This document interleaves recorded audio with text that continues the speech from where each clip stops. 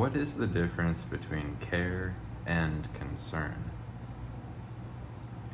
Some people, when they say that they care about somebody else, what they really mean is that they concern themselves with that other person's life to an excessive degree, often.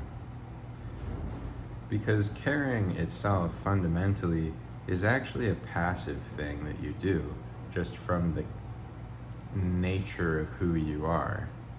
It's not something that requires you to follow any kind of social paradigm or like check in with people regularly or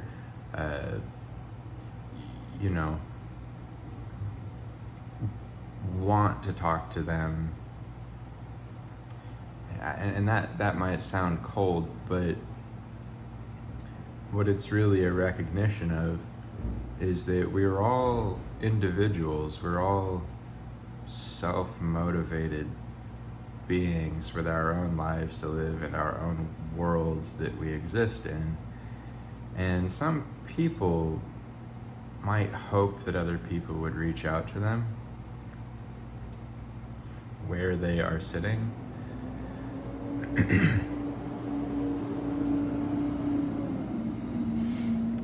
But the thing to remember is that caring is not about the actions themselves.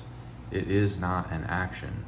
If you care, that will translate directly to a willingness to help and be of assistance, give your time to people who matter to you.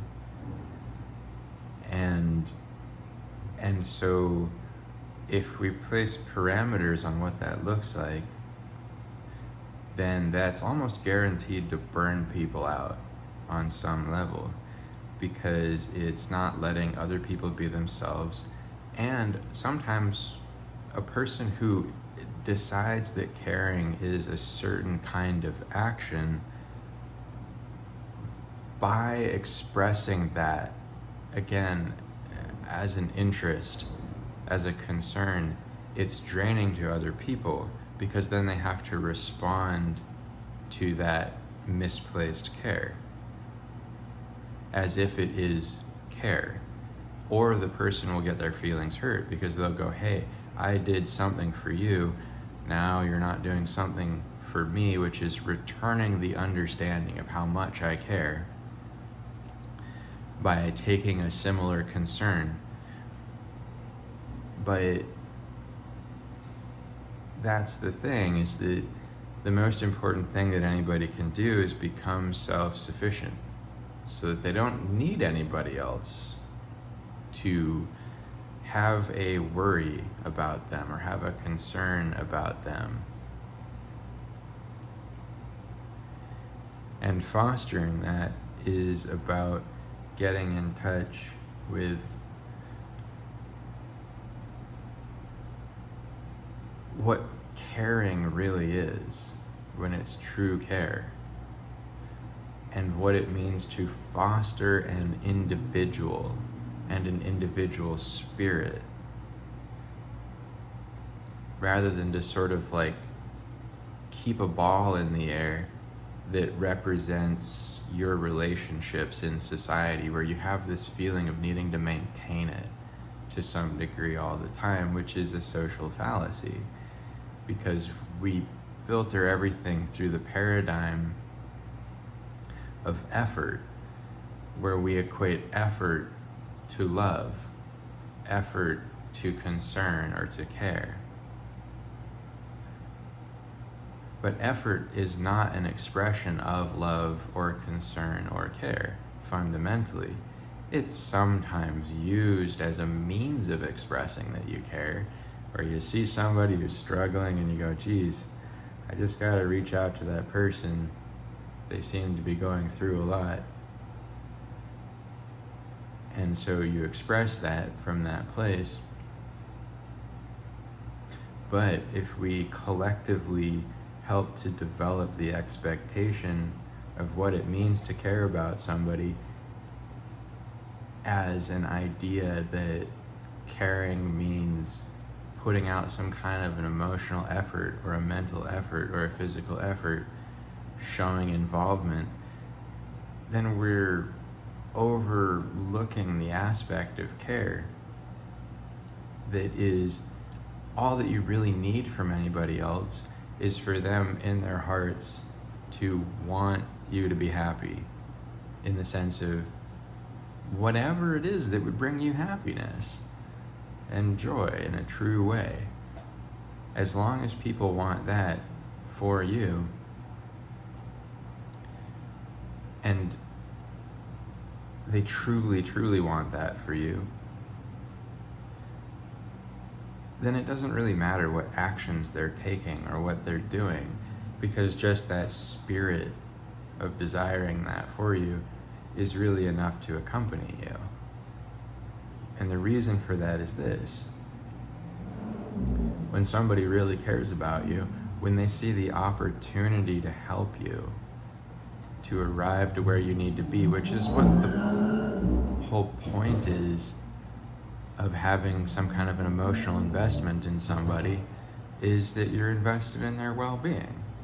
You want to see them arrive where they deserve to be, where they belong, essentially. And so if you have that desire, on some level, you're looking for opportunities. And there are people that other people will say don't care. But those people do care because they're just looking for opportunities to help. And sometimes the way that we help has to be filtered through our own paradigm of what it means to help somebody. We have to use our own wisdom and understanding to look at people and go, I think it would help them if I did this thing that they would like, or I think it probably wouldn't help them if I did the thing that they're asking me to do. And I'd like to help, but I don't know what to do to help. So it seems to me like the best thing I can do is simply to care and watch and pay attention and see how they behave and see what happens. And this is where it helps to have the government in society to be able to step in if an individual really, really needs something. Because people can get sort of unmoored. They end up on their own on the ocean of life. And they feel like there's nobody there to help tend to them and to reach out to them and to bring them things that they need. And they are trying to fill some kind of a space or a void within themselves. And so because they have that space, they don't really know what to do with it. They don't know how to tend to it. They don't know how to heal it. They often seek something else. They might seek drugs or a relationship, something to chase, something that they hope will bring them what they are looking for. Maybe money. But what people generally need in situations like that is they need community. However, for community to be real and for community to work, it has to be something that connects to something real, the actual person who is there. And so what do I mean by this? What I mean is that there are core values that we all need in ourselves of self-worth. People can help us to establish them, but we have to find them for ourselves. We have to be driven to love ourselves and to be enough for ourselves, and to not need something outside of ourselves. And that's all you have to do, really, in a sense. You just have to have that drive. You just have to state it. You have to go, you know what? I do want to just be enough for myself. I don't need to ask other people for something in order to feel connected, in order to feel complete, in order to feel fine on my own. Because when you make that statement that that's where you're going, that's when people don't feel a burden from interacting with you, because you don't need something from them. Now, what's challenging is if you are a person like that who doesn't need something from other people, but you feel that they need something from you, it can be very draining, because you go, hey, I can recognize what it's like to need something and to not have it. And so you see their need and you feel bad. And again, that's why government is really important. is because if we have a good, strong government that is there to tend to the needs of everybody, then all you have to do is put in your work week. And since everybody's putting in a work week and those jobs are being assigned, there'll be somebody for everybody to help them out, to talk to them, to create connections with them, to help bring them what they need to whatever degree that can be done as a form of work. Because in personal relationships, when people have to start working to lift you up or reach you, you're asking a lot of them. And now it's okay to ask, because that's what a need is. It's an ask, and it's you asking yourself to bring you what you need. And so you reach out to other people going, I need something, so I'm going to reach out to them to try and get it. But the idea that they owe you something is really not true. Nobody owes you anything. And that's sort of a sad thought. But the thing is, if people don't want to give you something, that doesn't mean that you're not worthy. It just means that they are not the ones to give it to you. It doesn't mean that there aren't other connections. It doesn't mean that there isn't something worth doing with your life, that there aren't things worth investing your time and energy in. And it may be hard to do it alone. You may not be able to do it alone. You really, really might need help. But you have to understand that if people do give you something of themselves and of their spirits, it is a gift. They are not obligated to do that. And there's no like tit for tat in this. It's like if you are somebody who has given a lot in your life, maybe what you gave had a different value to the people who received it than it did to you giving it. And so there's no real way for them to give back value of equal measure to what you gave, because they couldn't receive that anyway. They received it as something else. Like, let's say you made a really big effort socially to connect with people and lift their spirits and be a good friend to people and keep everybody entertained and fed at parties and that sort of thing. And so you're trying to be a good host, right? But to other people, they have plenty of food, they have plenty of entertainment, they have plenty of friends. They didn't really need you. And again, that's a sad idea to put out there, but society works when we don't need each other. It doesn't really work if you feel like you need other people, because that's not a real need. Need happens retroactively from that point.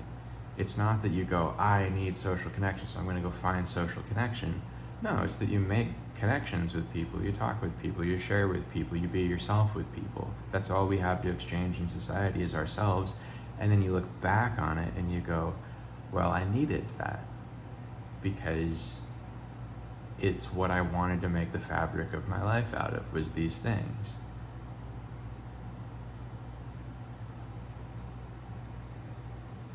And so what I really, really mean by that is that you don't have some deep hungering for things. There's not a void that you need to fill. It can feel that way, but it feels that way because of how you're framing the situation in your mind. Because the reality is, you're the only person that can fill any kind of a hole in yourself. You can fill it with society. You can fill it with somebody else. But that's something you don't have the capacity to do. So let me explain what I mean by that. What I mean by that is that if there is somebody who'd be the perfect fit for you, who'd be a great friend where everybody else doesn't really understand you, or they'd be a great love where nobody else really loves you, and if that person were there, they would fill that space in you. You would feel connected, you would feel worthy, you'd feel valued, you'd feel loved. That is not something that you can create.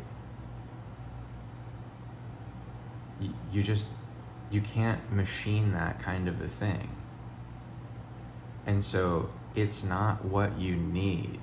What you need is to be there for yourself, because that's all you can give yourself. And then if in being there for yourself, or trying to, at some point you come across somebody who fills that space in for you, and then you feel okay, or you feel great with them around, right? Then the thing to do with that connection is treat it as if it's not there. Because if they feel you hungering after that connection, like a fucking vampire, that's gonna register. It'll be there subconsciously. It'll be there in some way. It'll be there in some moment where you like explode at them, or you make demands that are too much, or you just seem kind of sad or something, right? And maybe that's okay. Like, somebody being sad, people can enjoy reaching you if you just feel bad about yourself. But depending on how you manage your emotions, the best thing to do is just to turn inward and go, I'm going to be enough for myself, and I'm going to be a good friend.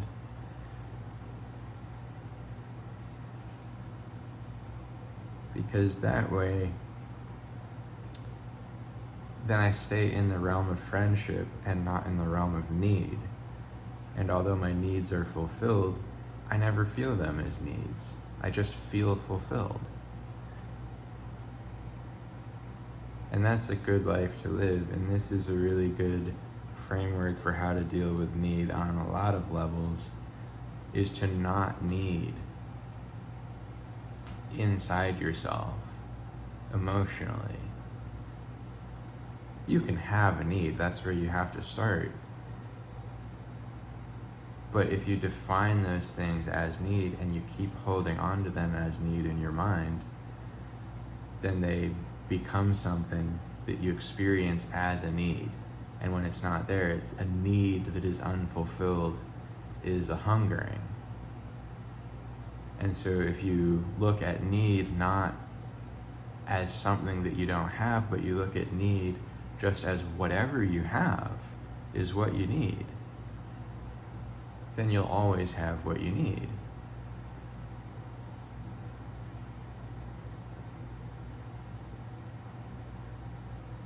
And that sounds a little tautological, and it is, but you're the one who decides that. And then you can find out if it's true. If you say, I always have what I need, then look for the ways that that's true. Because all you really need is to connect to yourself. You can know that for a fact. You can know there's a way to do that.